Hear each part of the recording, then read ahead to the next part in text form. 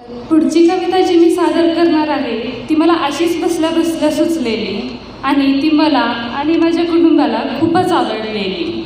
ती म्हणजे हरवलेल्या आकाशाखाली.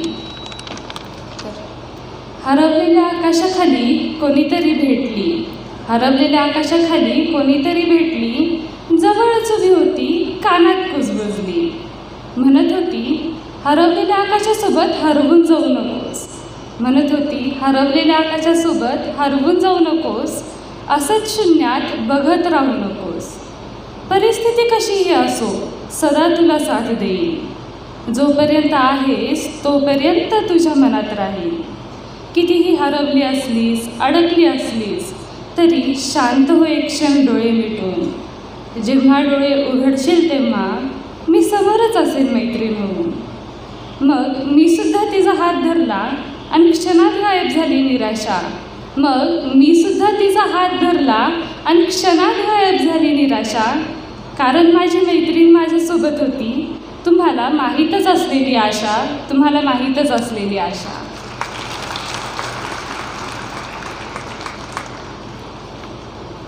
मी 10वीत असताना अर्थातच बोर्डाच्या परीक्षेसाठी अभ्यास करत होते. मग इंग्रजीच्या पुस्तकामध्ये जे नवीन नवीन शब्द यायचे, फ्रेजेस यायच्या, त्यांच्याकडे लक्ष दिलं जायचं. या पुस्तकातले धडे पण खूपच मस्त होते. त्यातले काही धडे वाचून वाटलं की ही माणसं किती ग्रेट होती. असं वाटलं की ही माणसं गेलेली नाही आहेत, तर ती त्यांच्या कर्तृत्वातून अजून जिवंत आहे. मग हेच विचार मला कवितेतून उतरवावे वाटले आणि मग म्हणलं की जर इंग्रजीचं पुस्तक वाचून सुचलं आहे तर इंग्रजीतूनच लिहूयात. म्हणून मग लिहिली गेली दे ऑल लिव्ह ही कविता. They all live, they live, they all live. whenever someone reads Gita, Shri Krishna lives. Whenever someone reads Jnaneshwari, Sant Jnaneshwar lives. Whenever radium is used, Marie Curie lives. When ISRO accomplishes some mission, Dr. Vikram Sarabhai lives. When PSLV soars in the space, Dr. APJ Kalam lives. When Indian women learn, Jyotiba and Savitri live. When someone counts everyone with him, Dr. Babasaheb Ambedkar lives. When someone fights for her nation, Joan of Arc lives. When the citizens sleep soundly, all our soldiers live. And when someone reminds their supreme sacrifices, all the revolutionaries live. They live in all these things. They live in their outstanding work. They might not be alive, but in our hearts, they live. They all live.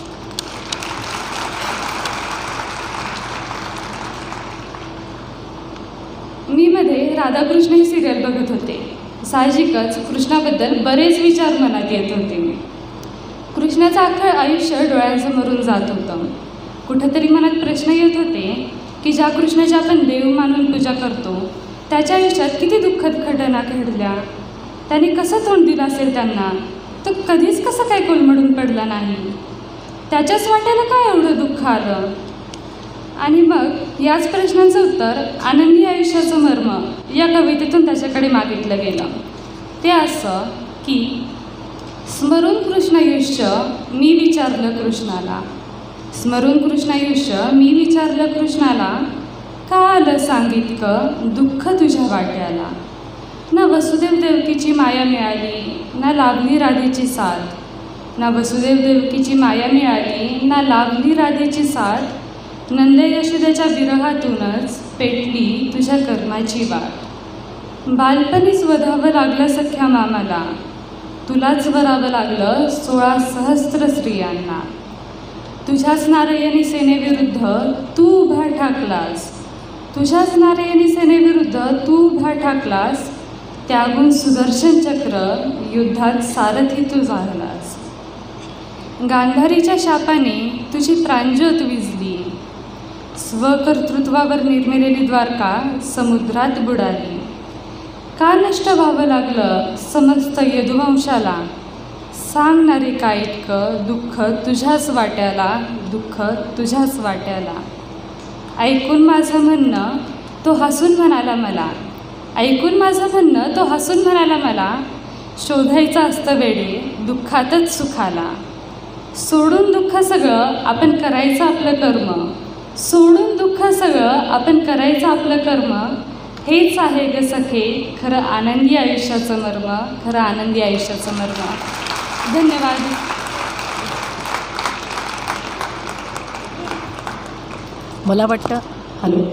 मला वाटतं अगदी मनाला स्पर्शून जाणाऱ्या कविता प्रत्येकाने इथं ऐकलेल्या आहेत. कविता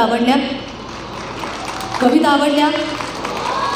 जेवढ्या जास्त आवडल्या तेवढ्या जोरदार टाळ्यांच्या आशीर्वादानं आपण सर्वज्ञाचं कौतुक करूया पुन्हा एकदा. प्रत्येकाला विचार करायला लावणारे शब्द आणि इतक्या अवघड भाषेतूनही इतक्या चांगल्या पद्धतीनं आपल्या भावना तितक्याच सोप्या पद्धतीनं आपल्या सर्वांना या कविताच्या माध्यमातून पोहोचवण्याचा तिनं प्रयत्न केलेला आहे. आणि सर्वज्ञा खरंच सर्वश्रेष्ठ अशी ही कन्या आहे आणि म्हणून कदाचित तिचं नाव सर्वज्ञा ठेवले की काय, असंच आपल्याला तिच्या कविता आणि तिचं कर्तृत्व बघताना वाटतं. सर्वज्ञाला खरंच पुन्हा एकदा खूप खूप शुभेच्छा आपण देऊयात. आणि सर्वज्ञाला आशीर्वाद देण्यासाठी जे या कार्यक्रमाच्या निमित्तानं मंचावरती आमंत्रित मान्यवर उपस्थित आहेत त्यांचे आशीर्वादपर शुभेच्छा मार्गदर्शन आपण या ठिकाणी ऐकणार आहोत. सुरुवातीला मी आपल्या बार्शीतले ज्येष्ठ असे शल्यचिकित्सक यादव सरांना आमंत्रित करते. डॉक्टर यादव सर यांनी या प्रसंगी आपले आशीर्वादपर मनोगत या ठिकाणी व्यक्त करावेत अशी मी त्यांना विनंती करते. डॉक्टर यादव सर यांना आमंत्रित करते. कसं बोलायचं आज खरोखरच आजच्या या विशेष कार्यक्रमामध्ये आपण मंत्रमुग्ध झालेलो आहोत. आज आपण तू सर्वज्ञ हो हा काव्यसंग्रह प्रकाशन समारंभासाठी खास पुण्याहून आलेले प्रमुख पाहुणे आणि महाराष्ट्र राज्य साहित्य संमेलनाचे अध्यक्ष आदरणीय श्रीपादजी सबनीस सर, उपस्थित सर्वज्ञाचे आईवडील डॉक्टर आणि सौ बकरे मॅडम, या ज्या शाळेमध्ये सर्वज्ञ शिक्षण घेत आहे त्या शाळेचे मुख्याध्यापक कोल्हे सर, कांबळे सर, बार्शीतील सर्व जाणकार मंडळी, सर्व डॉक्टर्स आणि सर्व कवी आणि लेखक हो. सर्वप्रथम मीच स्वतः माफी मागतो, कारण एवढ्या उंचीच्या कार्यक्रमामध्ये मी एक डॉक्टर कसा काय यामध्ये आलेला आहे हाच प्रश्न मी जेव्हा बकरे आणि मिसेस बकरे आल्या त्यावेळी मी हाच प्रश्न त्यांना सांगितला होता की बार्शीमध्ये एवढे साहित्यिक एवढे मंडळी आहेत ते डावलून मला त्या कार्यक्रमासाठी का बोलवलं, परंतु मी ॲक्सेप्ट केलं यासाठी की मलाही आदरणीय सबनीस सरांचं भाषण ऐकायचं होतं. सबनीस सरांचं बार्शीकरांच्यावर, विशेषतः कर्मवीर मामासाहेब जगदाळे यांच्यावर आणि छत्रपती शिवाजी महाराजांनी नितांत प्रेम आहे. म्हणून अनेक दिवसापासून, अनेक वर्षापासून मला सबनीस सर अतिशय रिस्पेक्टेड किंवा आदरणीय व्यक्ती वाटते. दुसरी गोष्ट की आपल्याच कलिगची एक कन्या एवढ्या कमी वयामध्ये हे पुस्तक लिहिते, काव्य करते आणि त्याचं काव्याचं प्रकाशन आहे, हे पाहिल्यानंतर मनस्वी खूप मोठा आनंद झाला. मी स्वतः ह्या सर्व कविता आतापर्यंत मला 15 ते 20 दिवसापूर्वी पुस्तक दिलेलं होतं. मी 1 ते 5 वेळा हे पुस्तक वाचलेलं आहे आणि मला खूप भावलेलं आहे की एवढ्या कमी वयामध्ये हिची, आता तुम्ही ते कविता वाचलेली असेल की कृष्णाबद्दलची, की तिच्या पाठीशी किती मोठी भावना, किती मोठं तत्त्वज्ञान त्यामध्ये आहे. दुसरी गोष्ट म्हणजे तिनं असं कुठलंही क्षेत्र ठेवलेलं नाही की ज्या क्षेत्रामध्ये तिनं स्पर्श केलेला नाही. सर्व अभ्यास करणाऱ्या मंडळीशी तिनं काही काव्य केलेलं आहे. त्याचबरोबर देशामध्ये ज्यांनी आतापर्यंत उत्तुंग अशी कारकीर्द केलेली अशांसाठी तिच्या मनामध्ये कुठंतरी कप्प्यामध्ये देशप्रेम आहे. हे सगळं पाहिल्यानंतर आपणा सर्वांनासुद्धा वाटेल की खरोखरच ही सर्वज्ञ ही अतिशय गुणी मुलगी आहे. सर्वज्ञ ही 12वीमध्ये शिकत असताना देखील हे लेखन करते, हे खरोखरच धाडसाचं काम आहे आणि आपणा सर्वांनी, सर्व बार्शीकरांनी तिचं कौतुक करणं हे अत्यंत गरजेचं आहे किंवा आपलं कर्तव्य आहे असं मला वाटतं. खरं तर मूल जन्माला येण्यापूर्वी त्याच्यावर गर्भसंस्कार झाले पाहिजेत असे काही जणांचं मत आहे. आताच यापूर्वीच्या वक्त्यांनी मॅडमनी सर्वज्ञच्या वेळेला गर्भसंस्कारचे काही धडे घेतले आणि कदाचित अभिमन्यूसारखं तिच्याही मनामध्ये काही असे विचार तेव्हापासून आले आणि आज कमी वयामध्ये तिनं आपल्याला जे काव्यसंग्रह दिलेला आहे त्याचीच प्रचिती आहे असं मला या ठिकाणी वाटतं.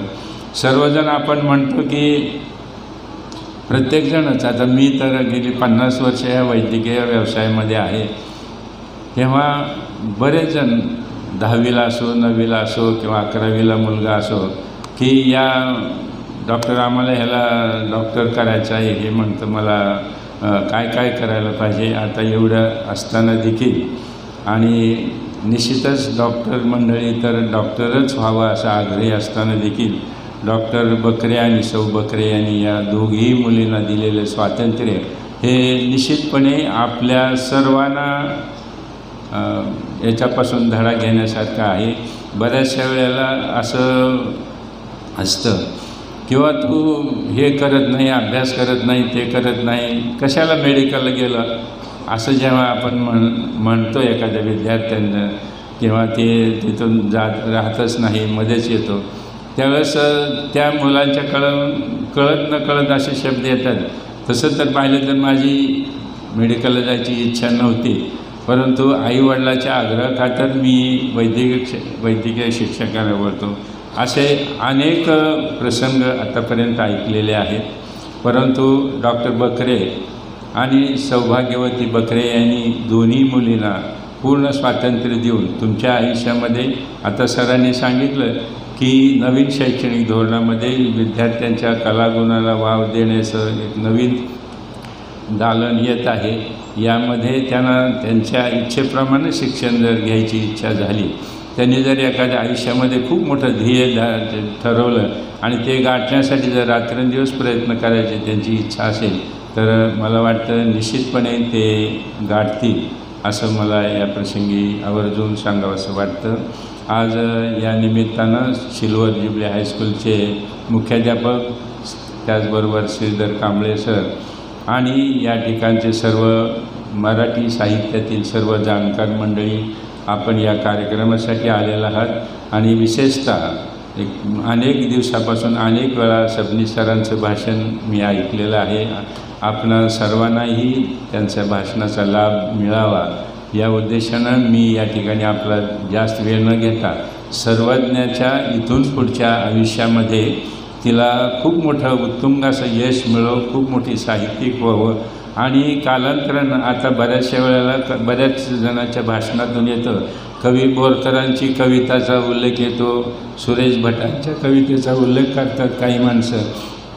तेव्हा सर्वज्ञाच्या बाबतीत माझी एक अशी एक अपेक्षा आहे की काही वर्षानंतर किंवा काही कालानंतर लोकांनी असं म्हणावं की आमच्या सर्वज्ञ बकरे यांनी जो काव्यसंग्रह लिहिलेला त्याचं असं म्हणणं आहे, अशी जगातल्या इतर साहित्यिकांनी तिचं उदाहरण देण्याएवढी तिची लेवल वाढव अशी परमेश्वर चरणी प्रार्थना करतो. तिच्या पुढील आयुष्यासाठी शुभेच्छा देतो आणि मी माझ्या वाणीला पूर्णविराम देतो. सर्वज्ञाला प्रेरित वाटणारे आशीर्वाद सन्मान्य डॉक्टर यादव सरांनी या कार्यक्रमाच्या प्रसंगी उपस्थित राहत दिले, यासाठी मी त्यांचेही आभार व्यक्त करते. यादव सरांची खऱ्या अर्थानं वैद्यकीय क्षेत्रामध्ये जरी मला वाटतं त्यांना म्हणायचं होतं की या क्षेत्रामध्ये मला यायचं नव्हतं, पण चुकून पण मी या क्षेत्रामध्ये आलेलो आहे, तरीसुद्धा या वैद्यकीय क्षेत्राबरोबर सर साहित्य क्षेत्रामध्ये सुद्धा मला वाटतं तुमचं ज्ञान तितकंच चांगलं आहे, कारण बरेचसे साहित्यिक आणि त्या संदर्भातली माहितीसुद्धा त्यांनी बोलता बोलता दिली. त्यामुळं आपणही या क्षेत्रामध्ये मला वाटतं सर आतापासून जर सुरुवात केली आणि सर्वज्ञालासुद्धा तुमच्या मार्गदर्शनाखाली तसंच मार्गदर्शन केलं तर नक्कीच तिला एक प्रेरणासुद्धा मिळणार आहे. आणि असं प्रेरणादायी विचार सरांनी या प्रसंगी व्यक्त करत आपल्या शुभेच्छा आणि आशीर्वाद दिले यासाठी आपलं मी पुन्हा एकदा आभार व्यक्त करते. आणि यानंतर ज्यांना ऐकण्यासाठी आपण सगळेजण आतुर आहोत असे ज्येष्ठ साहित्यिक सन्माननीय सबनीस सर यांचं मार्गदर्शन सर्वज्ञ आणि इथं उपस्थित असलेल्या सर्व लेखक कवयित्री किंवा साहित्य क्षेत्रामध्ये योगदान देणाऱ्या प्रत्येकाला या ठिकाणी अनुभवलं आहे. मी सन्माननीय सबनीस सर आपल्याला विनंती करते आपलं मार्गदर्शनपर मनोगत आपण व्यक्त करावं. आमंत्रित करते सबनीस सर. टाळ्यांनी आपण पुन्हा एकदा त्यांचं स्वागत करूया.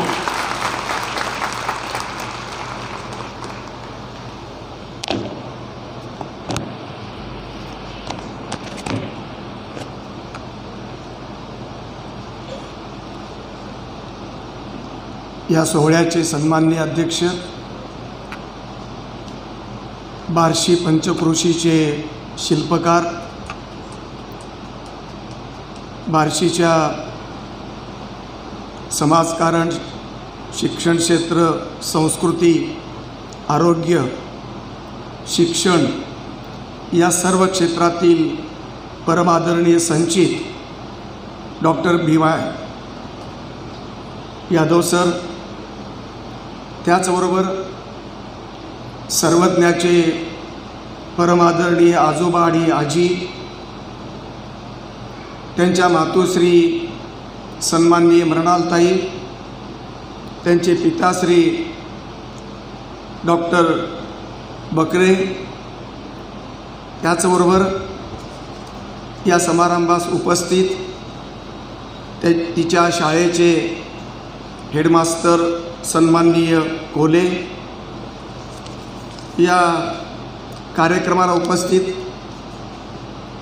सर्वज्ञाचे सर्व कुटुंबीय, त्यांची मावशी, मामा, आप्त नातेवाईक, विशेषतः सर्वज्ञाची पहिली गुरु, कवितेच्या क्षेत्रातील पहिली गुरु सन्माननीय तिची बहीण, मैत्री,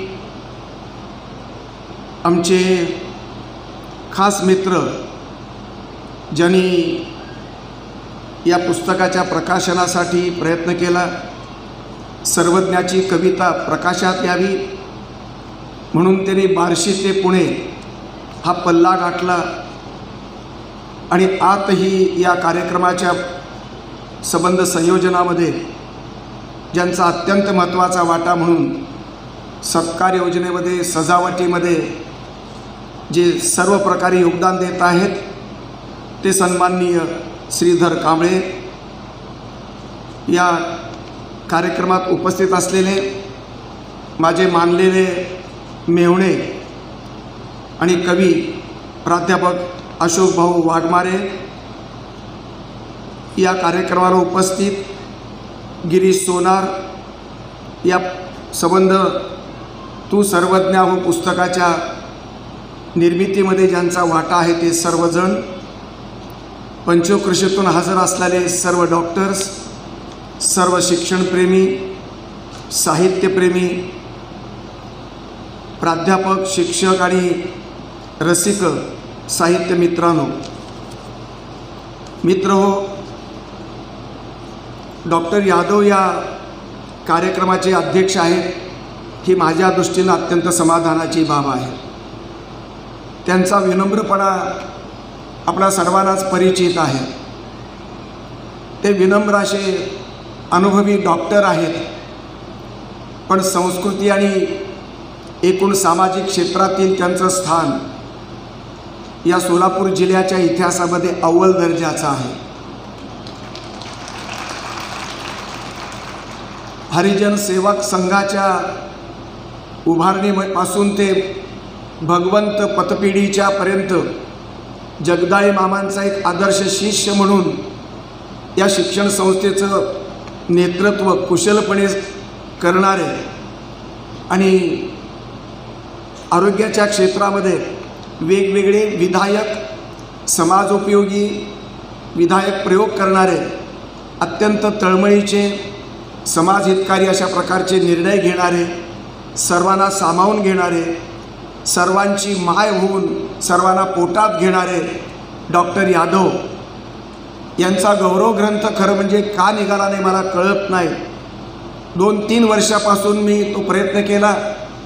आता तरी यावर्षी निश्चितपणे त्यांच्या जन्मदिवसाच्या निमित्तानं हा गौरव ग्रंथ प्रकाशित होईल मी अशी अपेक्षा करतो. 3 वर्षापूर्वी बार्शीत माझा मुलगा न्यायाधीश असताना मी इथे होतो. कोरोनाच्या काळामध्ये मी बार्शीलाच होतो आणि म्हणून डॉक्टर साहेबांचा गौरव ग्रंथ प्रकाशित करण्याचा मी प्रयत्न केला. त्याची प्रस्तावना मी त्याच वेळेस लिहून ठेवलेली आहे. डॉक्टरांच्या गौरव ग्रंथाची प्रस्तावना जी लिहिली ती प्रस्तावना दिलीप राज प्रकाशन पुणे या अत्यंत अव्वल दर्जाच्या प्रकाशन संस्थेनं एक पुस्तक माझं आता काढलेलं नुकतंच आलं 15 दिवसापूर्वी. त्याचं नाव आहे मराठीतील चरित्र वाङ्मयाचे वैभव.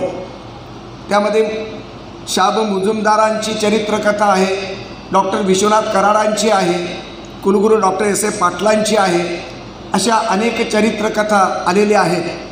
आणि म्हणून डॉक्टर यादवांचं पुस्तक जरी न झालं तरी त्या पुस्तकाची जी 3 वर्षापूर्वी प्रस्तावना लिहिली होती ती प्रस्तावना मी या पुस्तकात छापलेली आहे आणि ते पुस्तक मी आपल्या साक्षीने डॉक्टर साहेबांना मी भेट म्हणून देतो आहे.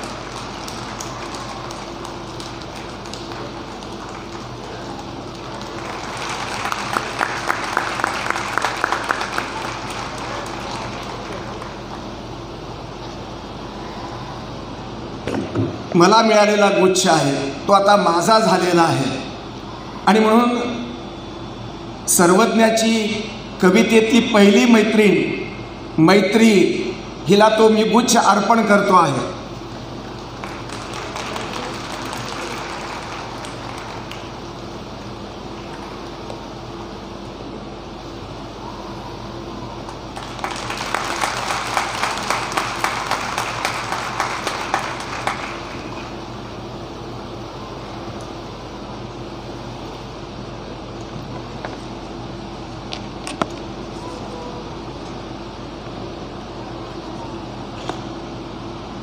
शेकडो हजारो कार्यक्रम महाराष्ट्रात आणि महाराष्ट्राच्या बाहेर करण्याचा योग आला, पण प्रकाशन सोहळ्याला शहनाई आणि पारंपरिक अशा प्रकारच्या मंगळ वाद्यांचं संबंध पाहुण्यांच्या आगमनाच्या वेळी कार्यक्रमाच्या शुभारंभी हा बाजा जो वाजला, सनई जी वाजली, त्या शहनाईची गुंज अजून मी विसरू शकत नाही. महाराष्ट्रातल्या मोजक्या कार्यक्रमापैकी हा कार्यक्रम आहे की ज्या कार्यक्रमाला ही श्रीमंती लाभलेली आहे. या कार्यक्रमातलं पाहुण्यांचं स्वागत करण्याची पद्धती समेत्र सगळीकडेच असते, पण हे स्तंभ आणि त्यामध्ये विशेषतः मोठी बहीण लहान बहिणीच्या कौतुकासाठी श्रीधर कांबळेंच्या सोबत या ठिकाणी प्रत्येक क्षणाला ती हजर राहते आहे. सत्कारासाठी काही शाल आणि गुच्छ पुरवते आहे. हा बहिणीचा मैत्रभाव मी कधीही विसरू शकत नाही. ते चित्र मला या कुटुंबामध्ये मला दिसलं. मैत्रीच्या आणि सर्वज्ञाच्या बहीणपणामध्ये ते मैत्री मी आढळून आली आणि तिच्याबद्दल मी समाधान झालो. गुरुला तर आपल्या विद्यार्थिनीचं कौतुक असणंच, पण एखादा गुरु आणि अनेक गुरु सिल्वर ज्युबिलीच्या परिवाराच्या निमित्तानं मैत्रीला मिळाले आणि सर्वज्ञाला मिळाले. त्या ठिकाणी योग्य ते मार्गदर्शन त्यांनी केलं आणि म्हणून प्रशांत कोले यांचं मी विशेष अभिनंदन करतो आणि त्यांना धन्यवाद देतो. तुमच्या शाळेची ही विद्यार्थिनी अशा प्रकारचं तुमच्या आशीर्वादानं घेऊन त्या सामर्थ्यावरती पुढली वाटचाल करते आहे. त्या वाटचालीच्या प्रकाशात तुमच्या शाळेचं नाव शेवटपर्यंत रोशन होणार आहे याबद्दल मला पूर्ण खात्री आहे. मित्रहो, श्रीधर कांबळेंचं योगदान खरं म्हणजे एका जातीतली चळवळ, त्याच जातीचा महापुरुष आणि त्याच जातीची चळवळ आणि त्याच जातीचे कार्यकर्ते असा सांस्कृतिक क्षेत्रात सुद्धा प्रगाढ रुजतो आहे. पण ही सांस्कृतिकता मला निधर्मी स्वरूपामध्ये मला जाणवली. जातीच्या भिंती ओलांडून आमचे श्रीधर कांबळे पूर्ण अंतःकरणपूर्वक या मुलीला आशीर्वाद देण्यासाठी तिला कवितेच्या दुरुस्तीपासून, कवितेच्या मार्गदर्शनापासून प्रकाशात आणण्याचा प्रयत्न त्यांनी जो केला तो अत्यंत स्तुत्य आहे. एक सेक्युलर गोतावळा या ठिकाणी जमा झालेला आहे. याबद्दल मी आपलं अभिनंदन करतो. संविधानाला सेक्युलर संस्कृती अपेक्षित आहे. एका जातीची, एकाच धर्माची संस्कृती भारताला नको आहे. ती तर आहेच मुळामध्ये, पण संविधानाच्या प्रकाशात प्रत्येक माणूस संविधाननिष्ठ अशा प्रकारचं वर्तणूक करावा आणि संविधान संस्कृतीमध्ये जातपात विसरून सर्वांनी एकोप्याने राहावं अशा प्रकारची भूमिका संविधानाची आहे. तीच भूमिका या यशवंतराव चव्हाण नाट्यगृहातील जमलेल्या सर्व रसिकांनी, अनेक जातीचे रसिक, अनेक धर्माचे रसिक, आपण एक दिलानं, एक मनानं या ठिकाणी रसिकतेच्या धाग्यानं बांधलेले आहात. इथे साहित्यिक एकत्र आलेत, शिक्षक एकत्र आलेत, प्राध्यापक एकत्र आलेत, डॉक्टर एकत्र आलेत. कुठल्याही मनामध्ये कोणाचाही भेद नाही. अशा प्रकारची ही सेक्युलर भूमिका बार्शीच्या रसिकतेतून मला प्रत्ययाला आली. याबद्दल समस्त बार्शीकरांचं मी जाहीर अभिनंदन करतो. मित्र हो, या पुस्तकामध्ये मी प्रस्तावना जरूर लिहिलेली आहे. मी महाराष्ट्रातल्या आजचा आकडा मला माहीत आहे, म्हणजे काल परवापर्यंतचा 446 लेखकांच्या पुस्तकांना मी प्रस्तावना दिल्या. आदिवासी, दलित, मुस्लिम, ख्रिश्चन, ब्राह्मण, कैकाडी, कोळी, माळी, मराठा सगळ्या जातीच्या कवितेला, कथेला, नाटकाला, स्तंभलेखनाला मी प्रस्तावना लिहिली आहे. पण सगळ्या प्रौढांची आहे. गप प्रधानांच्या पुस्तकाला प्रस्तावना लिहिण्याचा योग मला आला. ते जसं मला भूषण वाटलं तसं मला महाराष्ट्रातल्या एकूण सगळ्या प्रस्तावनेपैकी तू सर्वज्ञ हो या 17 वर्षाच्या मुलीच्या कवितेला मी प्रस्तावना लिहू शकलो याचा आनंद मला शब्दात मांडता येत नाही. ही पहिली विद्यार्थिनी आहे, पहिली कवयित्री आहे, बालकवयित्री आहे की जिच्यामध्ये अत्यंत गुणवत्ता आहे, जिच्या कवितेची उंची अत्यंत मोठी, सर्वस्पर्शी कविता सर्वज्ञानं मराठी रसिकांना दिलेली आहे. आणि म्हणून या कवितेचं कौतुक करण्यासाठी माझ्याकडे शब्दसुद्धा अपुरे पडत आहेत. डॉक्टर बंग आणि डॉक्टर आमटेंच्या शिबिरात जाऊन त्यांच्या समाजकार्यामध्ये आपण योगदान देण्याची इच्छा आमच्या डॉक्टर बकरे यांनी व्यक्त केली होती. डॉक्टर यादवांकडे ती इच्छा व्यक्त केली आणि तोच पिंड आणि तीच परंपरा, तोच संस्कार या कुटुंबामधून आमच्या या सर्वज्ञापर्यंत पोचलेला मला दिसतो. त्याचबरोबर ही एकूण सगळी भूमिका लक्षात घेत असताना 2 मुली या जोडप्याने जन्माला घातल्या. भावसमाधीचा कोर्स आमच्या भगिनींनी केला.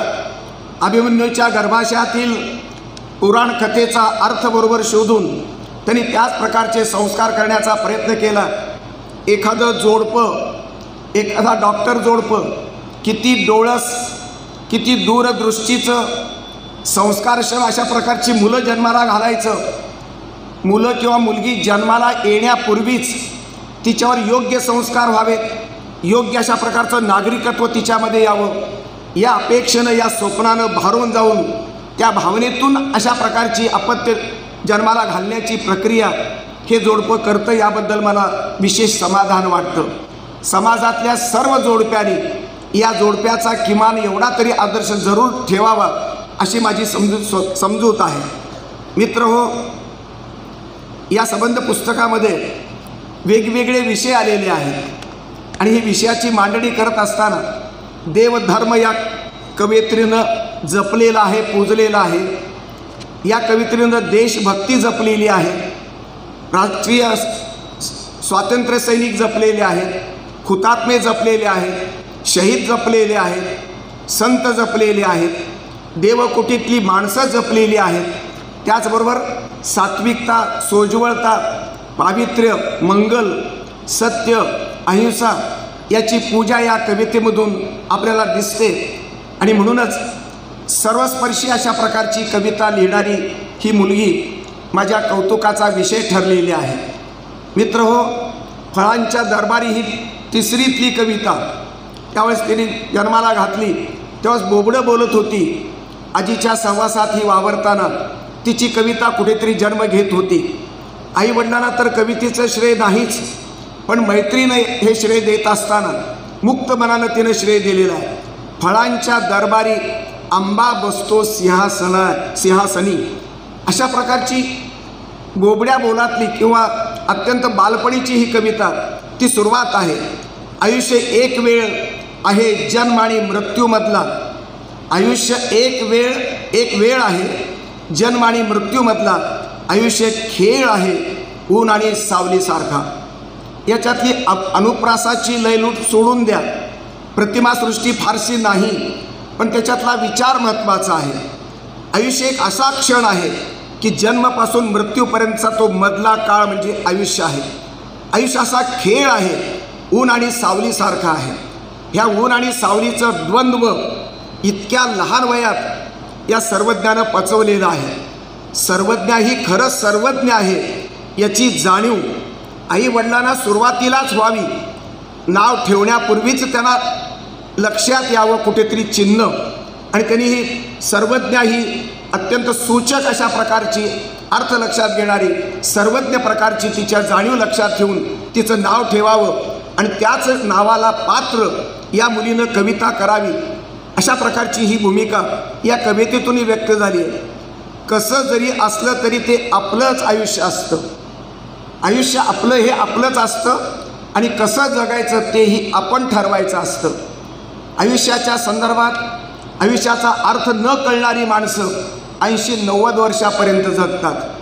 या चिमुरड्या मुलीला लहानपणीच आपल्या आयुष्याचा अर्थ कळालेला आहे. आपलं आयुष्य एकट्याचा स्वतःचं आहे आणि ते जगण्याचं सुद्धा तिनंच ठरवलं पाहिजे. स्वतःच्या आयुष्याचा स्वतःच शिल्पकार असतो. बुद्धांनी अपदीप भव म्हटलेलं आहे.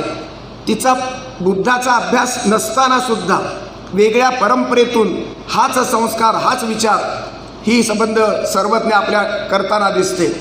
मित्रहो, माझ्या देशावरती हिचं प्रेम आहे. माझा देश म्हणून ही कविता आहे. देशभक्तीची कविता आहे. या देशात होऊन गेले शेकडो क्रांतिकारी, चारित्र्याचा ठसा त्यांच्या उमटलाय मनोमनी. एकेकाचं असं चरित्र असं एकेकाचं काम, वाटतं दरवेळी देवाऐवजी घ्यावं त्यांचंच नाम. देव मानणारी अस्ती कुटुंबातली ही मुलगी आहे, पण प्रसंगी देवाला सुद्धा नकार देऊन या हुतात्म्यांचं, क्रांतिकारकांचं, देशासाठी समर्पण स्वीकारलेल्या हुतात्म्यांचं नाव अधिक घ्यावंसं वाटतं. ही तिची भावना. देशभक्ती, देवभक्तीपेक्षा देशभक्ती ही अधिक कधी कधी श्रेष्ठ ही मानणारी कवयित्री आहे. ही क्रांतिकारक कल्पना या ठिकाणी तिने जन्माला घातलेली आहे. देवापेक्षा देश मोठा अशी या ठिकाणी कवितेची भूमिका आहे. मित्रहो, माझ्या देशाला आहे जगात खूप मान, त्यात राहतात हिंदू, ख्रिश्चन आणि मुसलमान. एका हिंदू धर्मात जन्मलेली ही मुलगी दुसऱ्या धर्माचा द्वेष करत नाही. संविधानाचं वाचन अजूनही या मुलीनं केलं असेल असं मला वाटत नाही.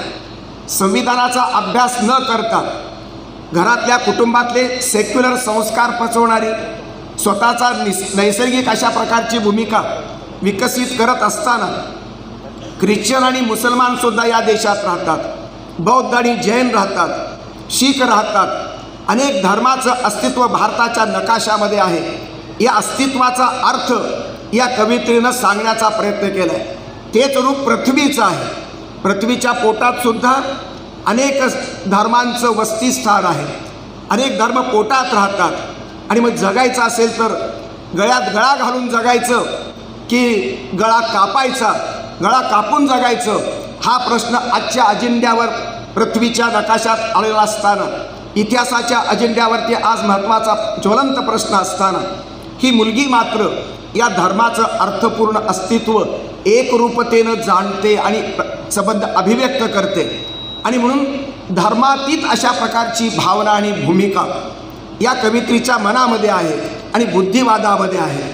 आणि म्हणून हे संस्कार करणारं कुटुंब, हे संस्कार करणारे सिल्वर ज्युबिलीचा परिवार आणि संबंध आपण गावकरी त्यांचे संबंध बार्शी गावातले प्रतिष्ठित नागरिक त्यांच्या या संबंध सर्वज्ञाच्या वाट्याला आलेले सर्व कुटुंबीय याला निश्चित जबाबदार आहेत। अशा प्रकारची जबाबदारीची जाणीव ही मुलगी या ठिकाणी व्यक्त करते आहे।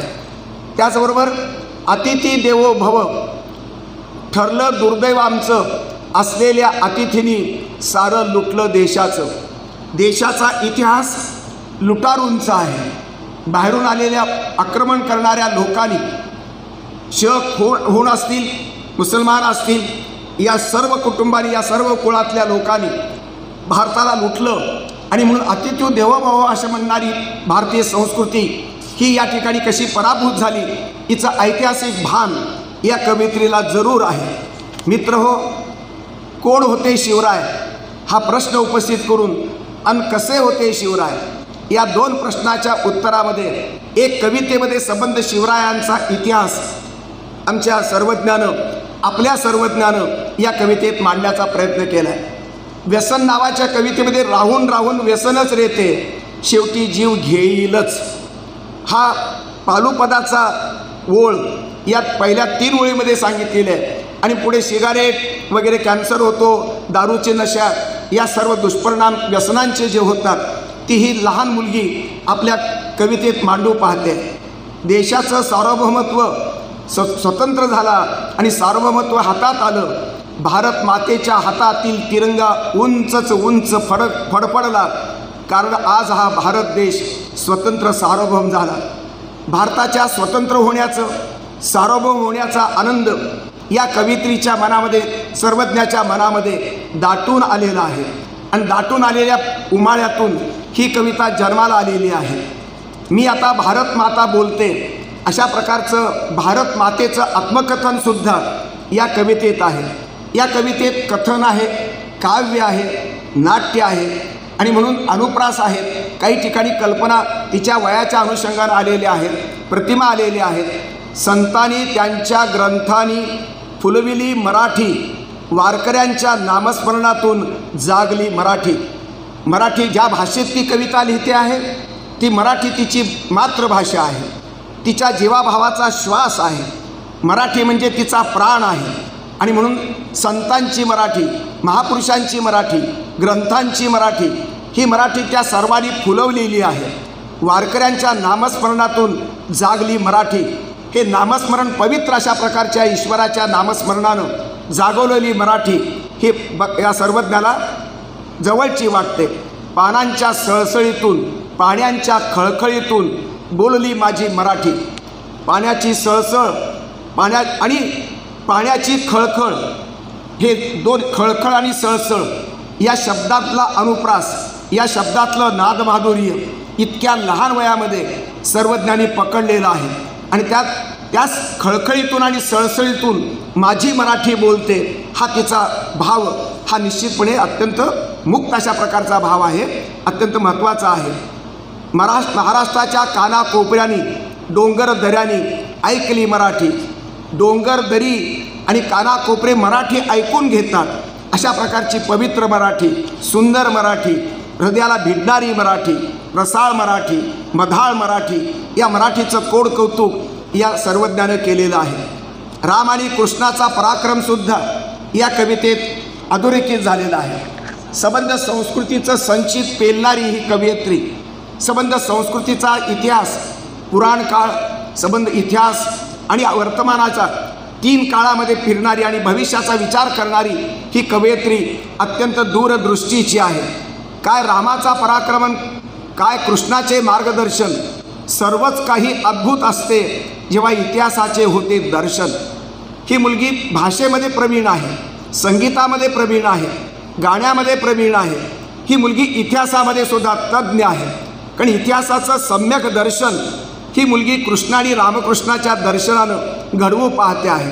रामकृष्णाचा सार्थ अभिमान या मुलीला आहे, पण तिचा धर्म हा आक्रमक धर्म नव्हे, तिचा धर्म असहिष्णू धर्म नव्हे, तिचा धर्म हा क्रूर धर्म नव्हे, तिचं हिंदुत्व हे सहिष्णू हिंदुत्व आहे।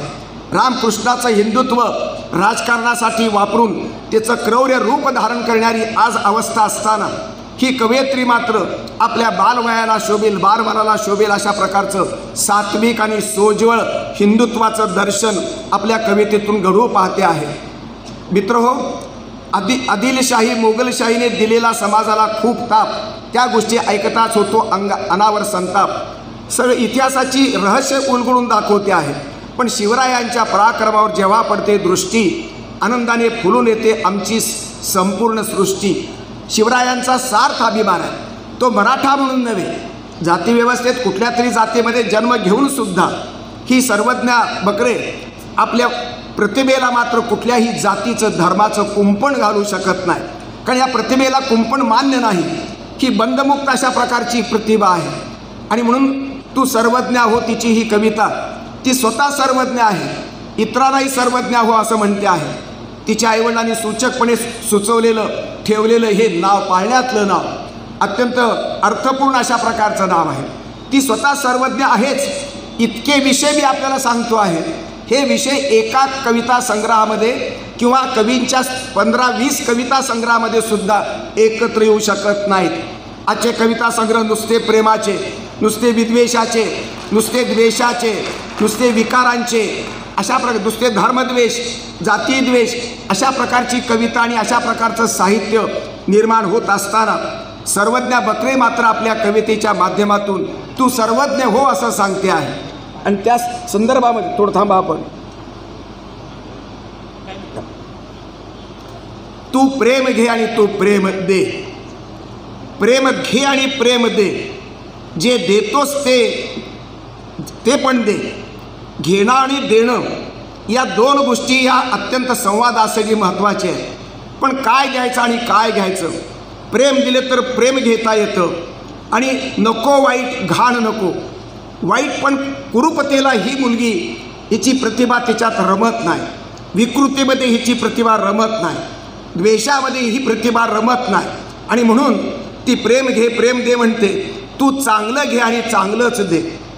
चांगलं घेण्या चांगुलपणाची पूजा, सत्याची पूजा, अहिंसेची पूजा, महावीराची अहिंसा, आपल्या बसवेश्वराचं श्रममूल्याची प्रतिष्ठा, किंवा बुद्धाची करुणा, गांधीचं संबंध सत्याग्रहाचं वेळ, महात्मा फुल्यांची सत्यशोधक भूमिका, किंवा आगरकरांची बुद्धिप्रामाण्यवाद, अण्णाभाऊ साठेचा संबंध लोकसंस्कृतीचं संबंध जागरण आणि संचित, अशा सर्व महापुरुषांनी गौरवलेल्या चांगल्या मूल्यांची बांधणी या कवितेत मला दिसते. ही कविता मोठी का? आशयानं मोठी आहे. अभिव्यक्तीच्या पद्धतीनं ती साधेपणा जरी असला तरी अत्यंत सुंदर अशा प्रकारची चिंतनसूत्र, विचारसूत्र ही कविता प्रसवते. नकोत शत्रू वैर नको. संबंध जग वैराने भारावलेला आहे. इस्रायल आणि पॅलेस्टिनीचा संघर्ष, युक्रेन आणि रशियाचा संघर्ष, किंवा जिनपिंगनं तैवानचा गळा दाबण्याचा प्रयत्न, भारत चीन संघर्ष, भारत पाकिस्तान संघर्ष, शत्रुत्वानं आणि विकाराने संबंध जगाचा नकाशा भारावलेला आहे. तिसऱ्या महायुद्धाची भीती सतत जाणवते आहे. इराण आणि पॅलेस्टिनीचा संबंध, इस्रायलचा संघर्ष चालू आहे. अशा युद्धक्षेत्राच्या युद्ध काळामध्ये हिटलरशाही अजूनही मेली नाही. जिनपिंगच्या रूपानं, पुतीनच्या रूपानं अजून हिटलर जिवंत आहे. अशा परिस्थितीमध्ये ही कवी छोटा जीव, छोटा आवाज, पण मोठा अशा प्रकारचा आशय या कवितेत मांडताना ती म्हणते, वैर नको आणि शत्रुत्व नको, तू मैत्री कर, तू साथ दे. युनोचा जाहीरनामा आपल्या गाभ्यामध्ये मैत्रीचं तत्त्वज्ञान मांडतो. मैत्र जीवाचे अशा प्रकारची संतांचं वचन आहे. सर्व धर्म मैत्रीवर आधारलेला विचार मांडतात. आणि म्हणून तू मैत्री कर, तू साथ दे, नको लोभ हाव नको. ही नैसर्गिक भावना असली तरी सुद्धा तिच्यावर कंट्रोल पाहिजे आहे. कुठलाही भौतिक वाद अतिरेक झाला तर तो अत्यंत घोटाळा करतो, नाश होतो त्याचा. म्हणून तू साथ दे, तू मैत्री कर, नको लोभ हाव नको, तू समाधानी हो, तू समाधान दे. चित्ती असो द्यावे समाधान या संत वचनाचा प्रभाव कळत नकळत हिच्या कानावरती आणि हिच्या मनामध्ये उतरलेला आहे. आणि म्हणून तू ज्ञान घे, तू ज्ञान दे. इस्लाम ज्ञानात्मक धर्म आहे. बुद्ध धर्म ज्ञानात्मक आहे. ज्ञानाला निर्णायक महत्त्व सर्व धर्माच्या मोरक्यांनी दिलेलं आहे. संबंध महंतांनी दिलेला आहे. आणि म्हणून ज्ञानावर आधारलेलं जग हे महत्त्वाचं वाटतं. आणि म्हणून ज्ञान घे ज्ञान दे, नको अंधविश्वास अविश्वास नको. धर्म पाहिजे, शुद्ध धर्माची गरज आहे, परंतु त्यामध्ये अंधविश्वास अंधश्रद्धा नको. श्रद्धा ठीक आहे, श्रद्धेचं मोल ही पचवते, जाणते, पटतं तिला, पण अंधविश्वासाला मात्र ती दूर ठेवू पाहते. तू विश्वास ठेव, तू विश्वासात घे, विश्वास ठेवून तू जगाला विश्वासात घे. एकच काम, व्यवसाय नको. मग भाकरी कशी मिळवायची? सेवेच्या रूपानं. व्यवसाय हे व्रत म्हणून सेवेच्या रूपामध्ये करावं. पोटासाठी भाकरी तर कमावीच लागेल. रोजगार करताना, धंदा करताना धंदा म्हणून न करता पेशा म्हणून करावा, अशी तिची अपेक्षा असावी. तू सर्वज्ञ हो, तू सर्वज्ञ हो. अशा प्रकारची व्यापक सर्वज्ञपणाची भूमिका ही आपल्या कवितेतून मांडते. आणि म्हणून तिच्या आयुष्यातला तिची जीवननिष्ठा जी कृष्णाशी वाहिलेली आहे. मला आश्चर्य वाटतं, इतकी लहान मुलगी राधेचं प्रेम जेवढं कृष्णावर नाही, अनेक संत मीरेचा जेवढा ध्यास तिनं कृष्णाचा केला नाही, तशा प्रकारची कृष्णमय झालेली ही सर्वज्ञ आपल्याला या कवितेत दिसते. कृष्ण नावाची कविता अत्यंत महत्त्वाची आहे. कृष्णचं कृष्ण, सर्वत्र कृष्ण, अनादि ही कृष्ण आणि अनंत ही कृष्ण. अनादि अनंत असणारं हिंदू फिलॉसॉफीचं तत्त्वज्ञान या कवित्रीच्या मनावरती लहानपणापासून पोटात असल्यापासून तिच्यावर संस्कारित करत झालेलं आहे. अनादि आणि अनंत असणारा अशा प्रकारचा कृष्ण सबंध जगातच कृष्णमय झालेला आहे. कृष्णच अणु आणि कृष्ण ही ब्रह्मांड. अणु रेणूमध्ये कृष्ण आहे. आदि ही कृष्ण आणि अंत ही कृष्ण. कर्म करणारा ही कृष्ण आणि कर्मफल देणारा ही कृष्ण. कर्माची अपेक्षा, फलाची अपेक्षा करणारा आणि प्रसन्न होऊन कर्माचं फळ देणारा हा दोन्ही प्रकारचा कृष्ण आहे. उपदेशक ही कृष्ण, मार्गदर्शक ही कृष्ण. किती सूक्ष्म अशा प्रकारचे अर्थछटा या शब्दामध्ये दडलेले आहेत. मार्गदर्शक हा कृष्णच आहे आणि उपदेशक ही कृष्ण आहे. अशा प्रकारचा सर्वत्र सर्वज्ञ आणि सर्वार्थाची हितकारी उपदेशकारी भूमिका ही कृष्ण या कवितेतला कृष्ण बजावतो आहे. जे जे काही आहे ते सर्वच कृष्ण आहे. आणि मग घाबरायचं कशाला, जिथे चराचर सृष्टी कृष्ण आहे. चराचरामध्ये अणुरेणूमध्ये हा कृष्ण हा दिसतो, तिला प्रत्यक्ष प्रत्यानं येतो. आणि म्हणून कृष्ण झालेली ही कवयित्री इतक्या लहान वयातरी कुठलीही ही छोटी राधा आहे असं मी मानतो. या राधेचं मूल्य आणि महत्त्व आणि भक्ती अत्यंत अपरंपार आहे. मला आश्चर्य वाटतं तिच्या संगीत नावाच्या कवितेचं. या संगीत नावाच्या कवितेमध्ये स्वरांची जाण असणारी ही कवयित्री व्यक्त होते. संगीतात असतो एक दाद, ज्याला मिळते भरभरून दाद. काही स्वर कोमल तर एखादा तीव्र असे. पानांच्या सळसळीतून, पाण्याच्या खळखळीतून उमटते संगीत. बांबूच्या वनातून, पक्षाच्या किलबिलाटातून घुमते संगीत. निसर्गाच्या अणुरेणूशी एकरूप होणारी ही कवयित्री त्या प्रतिमांशी किती एकरूप होते. तादात्म्य पावणारी निसर्गाच्या चांगल्या रूपाशी. तिला फक्त सौंदर्यपूर्ण निसर्गच तिला दिसतो. निसर्गामधला काटे, निसर्गातली वावटळ, निसर्गातली तुत्सामी अशा प्रकारच्या सागराच्या लाटा, रुद्र रूप निसर्गाचं ती पकडू शकत नाही. तिचं कोवळं मन निसर्गाच्या सुंदर आणि सात्विक रूपामध्ये रममाण होतं. आणि म्हणून संगीतात असतात सूर आणि ताल, कारण संगीत म्हणजेच विठ्ठल आणि संगीत म्हणजेच गोपाल. ही कविता आणि ही ओळ, संगीत म्हणजे गोपाल आणि संगीत म्हणजे विठ्ठल, ही संगीताची आणि जीवनाची दोन केंद्र, विठ्ठल आणि गोपालाची एकरूपता ही या इतक्या छोट्या वयामध्ये या कवित्रीनं पचवलेली आहे. मित्र, तो दिवस येईल, तो दिवस येईल, नक्कीच येईल. मनामनातला द्वेष संपूर्ण जाईल. द्वेष संपूर्ण आज आहे. द्वेष अपरिहार्य आहे का? माणसातले विकार प्राकृतिक असतात आणि म्हणून प्राकृतिक विकारांचं स्वाभाविकपण ती मान्य करते, परंतु ते संपून जाईल असा तिला आशावाद जागवतो आहे. मनामनातला द्वेष संपून जाईल, तो दिवस येईल, नक्कीच येईल. माझं तुझंचा अंत होईल. तुझं माझं हे जे द्वैत आहे, या द्वैताचा निराश होऊन एक सगळं राहील. तो दिवस येईल, नक्की येईल. जगातील भेदभाव नष्ट होतील. हिंदू मुस्लिम, दलित ब्राह्मण, मारवाडी कोळी अशा प्रकारचं सर्वार्थाचं द्वैत आणि उच्च नीच भेदभावना मानणारी भूमिका आणि भावना हे जगातून सर्व संपून जावं अशी तिची इच्छा आहे आणि म्हणून ती आशावाद, बुलंद आशावाद ती पेरते आहे. ही कवयित्री निराशा कधीच व्यक्त करत नाही, हे एक महत्त्वाचं आहे. 17 वर्षाची मुलगी आशावादाचं स्वागत करताना, बुलंद आशावाद तिची किरणं मांडताना, तो दिवस येईल, नक्कीच येईल, देशादेशातलं वैर संपुष्टात येईल. युनोचा जाहीरनामा हेच सांगतो, देशादेशातलं शत्रुत्व संपावं आणि माणसाने गुण्यागोविंदानं जगाच्या पाठीवर एकत्र राहावं, हा युनोचा जाहीरनामा सांगतो. ज्ञानेश्वर सांगतात, महात्मा फुले सांगतात आणि सर्वज्ञा बकरेसुद्धा आपल्या कवितेतून तोच विचार मांडते. मला आश्चर्याचा धक्का बसला, एवढे महान विचार या कवित्रीच्या मनामध्ये कसे येऊ शकतात. तो दिवस येईल, नक्कीच येईल, पृथ्वीचा या स्वर्ग होईल. स्वर्ग जी कल्पना, स्वप्न जे माणसांचं आहे ते पृथ्वी तलावरती स्वर्ग उतरेल, ही तिची भूमिका आहे. आणि हा आशावाद, बुलंद अशा प्रकारचा आशावाद मला भावतो, मला काळजाला भिडतो आणि मेंदूलाही मला जाणवतो. अनेक प्रश्न निर्माण करणारी तिची कविता ही अत्यंत मूलभूत अशा चिंतनाला सामोरं जाते. जवळचं कोणी लांब झालं की वाटतं मनाला खंत, मृत्यू म्हणजेच असतो का एखाद्या व्यक्तीचा अंत. मृत्यूचं चिंतन करणारी, 17व्या वर्षी मृत्यूचं भान असणारी मुलगी ही कवितेमध्ये व्यक्त करते, तत्त्वज्ञान मांडते आहे. मृत्यूच्या तत्त्वज्ञान मांडणारी इतकी लहान मुलगी भारतात नव्हे जगाच्या पाठीवर कुठे नसेल असा माझा दावा आहे. नाही तो अंत असतो फक्त देहाचा, त्या देहाच्या त्या आयुष्यरूपी प्रवासाचा, पण आत्मा हा नश्वर नाही, म्हणजेच त्याचा कधीतरी अंतच नाही. आत्मा हिंदू फिलॉसॉफीच्या प्रमाणे जगणारी ही मुलगी, आत्मा अविनाशी आहे, शरीर मर्त्य असतं, हा विचार हिच्या लहानपणामध्ये कसा रुजला. त्याचबरोबर म्हणजेच कोणताही अंत होत नसतो, होतो तो केवळ आरंभ असतो, फक्त आरंभच असतो आणि त्याच आत्म्याच्या नव्या प्रवासाचा तो म्हणजे आरंभच असतो. आत्म्याचा मृत्यू नसल्यामुळं पुन्हा आत्मा दुसऱ्या वेशामध्ये धारण करतो आणि तो त्याचा नव्या आरंभ असतो. ही आरंभाचं स्वागत करणारी कवयित्री आपल्याला दिसते आहे.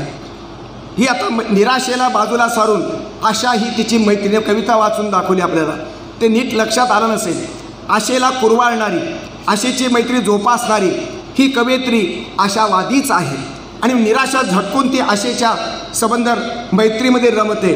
सूर्य हा तिचा सखा आहे. मला एक कोडं पडलं की एवढ्या 50-60 कवितांमध्ये आता 16-17 वर्षाची मुलगी, हिचं प्रेम प्रकरण कसं नाही, प्रेम कविता कशी नाही. आणि मग माझा मित्र असं म्हणल्यानंतर मला शंका आली, ही कविता फार बारीकीनं वाचायला सुरू केली. पण लक्षात आलं की तिचा सखा म्हणजे सूर्य आहे, तिचा मित्र म्हणजे सूर्य आहे, ही कल्पना या ठिकाणी मांडलेली आहे. मित्राचं महत्त्व सांगणारी, मित्राचा अस्तित्वाचा अर्थ सांगणारी ही अशा प्रकारची कविता आहे. आपल्या सर्वज्ञानं मराठी कविता लिहिलीच, अत्यंत उत्कट कविता आहे, अत्यंत कल्पनारम्य कविता आहे. प्रतिमांची काही अशी लखडलेली कविता नाही, अलंकारिक कविता नाही, ही साधी सरळ कविता आहे, समजणारी कविता आहे.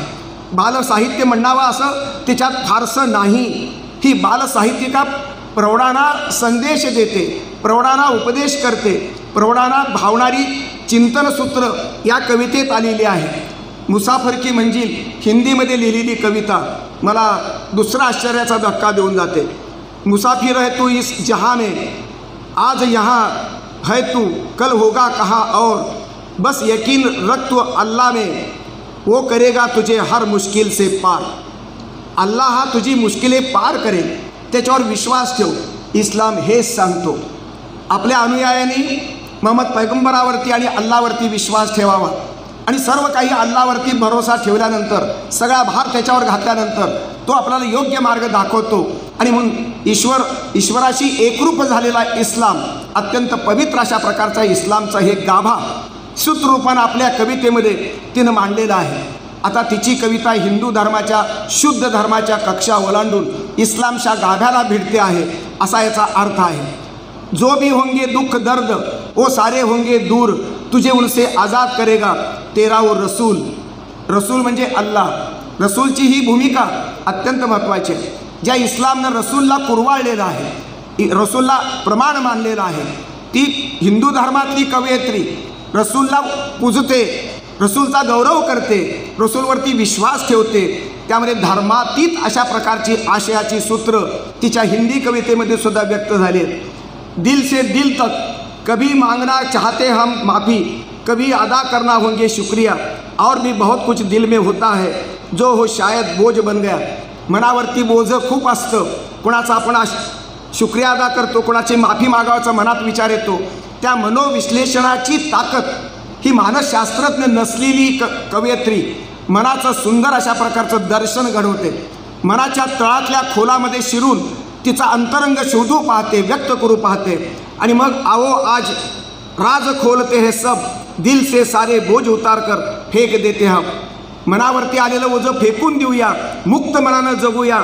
ना होगा सीने में कोई राज, ना ही होगी कड़वाहट, ना होता रहेगा अफसोस, ना होगी घबराट. ओझं फेकून दिल्यानंतर, रहस्य संपल्यानंतर मन मुक्त होतं, घबराट होत नाही. आणि मग सिर्फ होगा दिल में सुकून और आंखों में होगी चमक, तब दिल से निकल ही हर बार पहुँचेगी सीधे दिल तक. शुद्ध मनाचा, शुद्ध दिलाचा संवाद साधणारी ही कवयित्री अनेक अंगानं मला ही सर्वव्यापी आणि सर्वस्पर्शी अशा प्रकारच्या विषयांना हात घालणारी कवयित्री आहे. दे ऑल लिव्ह या इंग्रजी कवितेत या कवयित्रीनं मला कमाल वाटली. डॉक्टर कलामचा संदर्भ घेतला आहे. इस्रोचे महान कामगिरी करणाऱ्या डॉक्टर विक्रम साराभाईचा संदर्भ घेतलेला आहे. समाज क्रांतिकारक महात्मा फुले आणि सावित्रीबाईचा संदर्भ आहे. डॉक्टर आंबेडकरांचा संदर्भ घेतलेला आहे. गीतेचं तत्त्वज्ञान सांगणाऱ्या कृष्णाची बेरीज तिने केलेली आहे. आणि म्हणून ही व्यापक अशा प्रकारची भूमिका मांडत असताना वाटते पंढरीला येऊन मिठी घालावी चरणाला.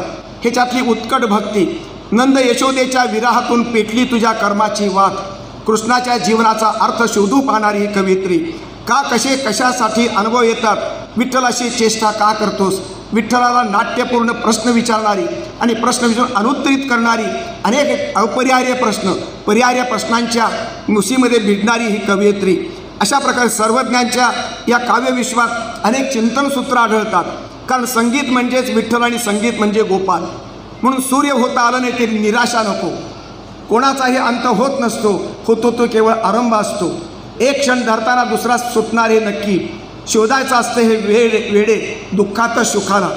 अशी अत्यंत 70-80 वर्षाच्या म्हाताऱ्याची अनुभवाची खूण, अनुभवाचं सामर्थ्य असणारी चिंतनसूत्र ही कवयित्री मांडते. मला सगळ्यात आवडलं ते इंग्रजी कवितेतलं हे बेरजेचं समाजकारण, बेरजेचं संस्कृतीकारण. त्याची आज जगाला गरज आहे, भारताला गरज आहे, महाराष्ट्राला गरज आहे. अब्दुल कलाम मुस्लिम परंपरेतले, इस्लामी अत्यंत आदर्श अशा प्रकारचा मुस्लिम माणूस, पण हिंदूंच्या आपल्या गळ्यातलं ताईत बनला. एक आदर्श मिसाईल मॅन, एक आदर्श राष्ट्रपती म्हणून डॉक्टर कलामची भूमिका आणि कलामचं कर्तृत्व संबंध भारतीयांना वंदनीय अशा प्रकारचं आहे. जर डॉक्टर कलाम एवढे आदर्श असतील तर इस्लाम कसा वाईट असेल असा एक प्रश्न मनात येतो. इस्रोची महान कामगिरी करणारा विक्रम साराभाई एक वेगळ्या अल्पसंख्याक अशा प्रकारचे समाजाचे ग्रस्त आहे. अत्यंत सायंटिस्ट माणूस, विद्वान माणूस आहे. समाज क्रांतिकारक फुले दाम्पत्याची भूमिका ही तिने गौरवलेली आहे. आणि ज्ञानेश्वर ब्राह्मणांचे, महात्मा फुले माळ्याचे, कलाम मुसलमानांची अशी विभागणी आपण समाजामध्ये केलेली आहे. संस्कृतीची वाटणी केली आम्ही. पण यात कवयित्रीनं, आमच्या सर्वज्ञा बकरेंनी संस्कृतीचे सर्व मानदंड आपल्या कवितेमध्ये एकत्र आणि एकात्म केलेले आहेत. मला ही भूमिका अत्यंत आदर्श अशा प्रकारची वाटते.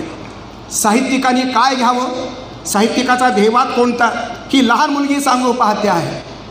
महात्मा फुल्यांच्या संबंध विचारामध्ये ब्राह्मणशाहीचा विरोध असला तरी संबंध काशी नावाच्या ब्राह्मण विधवेचं, यशवंत नावाचा ब्राह्मण मुलगा त्यांनी दत्तक घेतला होता.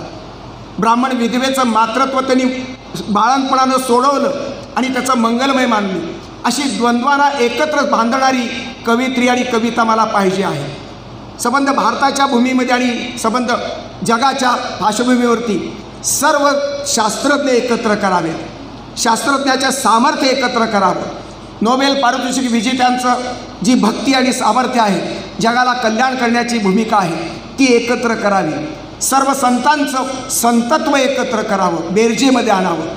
ज्ञानेश्वरापासून चोखामेळापर्यंत, नामदेवापासून तुकारामापर्यंत, गाडगे महाराज तुकडोजीचं संतत्व, सूफी संत, मदर तेरेसा, ख्रिश्चन धर्माचे संत, या सर्व संतत्वाची बेरीज आपल्या संस्कृतीच्या संचितामध्ये एकत्र आणावी.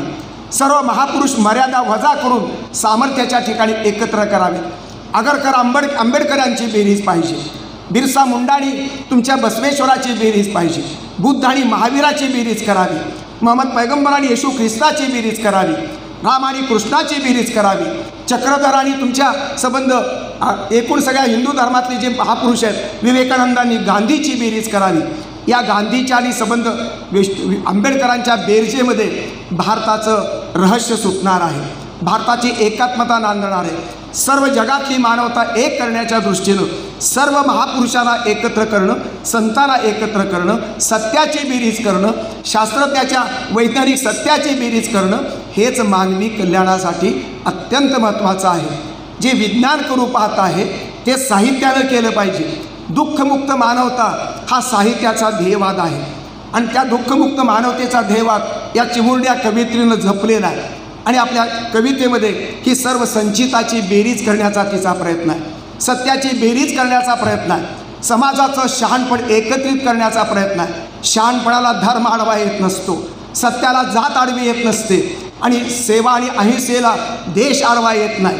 सर्व संकुचित नकाशे देशाचे, धर्माचे, जातीचे बाद करून सर्व कल्याणकारी सामर्थ्य, जगातल्या 700 कोटीचं कल्याणाचं सामर्थ्य एकत्र करण्यासाठी आपल्याला नवी कविता पाहिजे, नवी कथा पाहिजे, नवे साहित्य पाहिजे, नव्या कादंबरीकार पाहिजे आणि नवी कवयित्री पाहिजे, कथाकार पाहिजे. त्या नव्या कवयित्रीचं दर्शन मला सर्वज्ञाच्या ठिकाणी दिसतं आणि म्हणून तिचं जाहीर अभिनंदन करतो. आणि आता मला मिळालेली शाल या जोडप्याला डॉक्टर बकरे आणि मिसेस बकरे यांना मी अर्पण करून माझं भाषण संपवतो. जय हिंद, जय महाराष्ट्र.